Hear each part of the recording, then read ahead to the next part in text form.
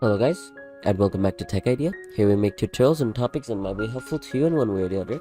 And today I'm going to be showing you guys on how you can enable God mode. Basically, what this does is show you all the hidden settings on regarding your PC, which you will not normally be able to see.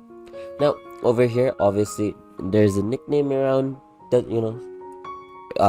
nickname going around which is called the God mode, and in reality it just basically shows you all the hidden full hidden settings that you might not be able to get. How now the question is, how do you gain it? Obviously I forgot to add this end bracket. Now we just did that. Firstly, you want to make a new folder. Once you make a new folder, you just want to copy this part including the brackets. Then you want to rename this folder, put that in, and that should have been it. Give me a second. Well, it worked.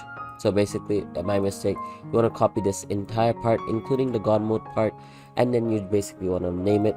I didn't copy the first part, and as you can see now I can access all this hidden information which previously I couldn't. So I hope you found this video helpful. If you did, please drop a like, and if you want to see more videos like this in the future, don't forget to hit that subscribe button as well as that notification bell. Thank you so much for watching. Bye bye.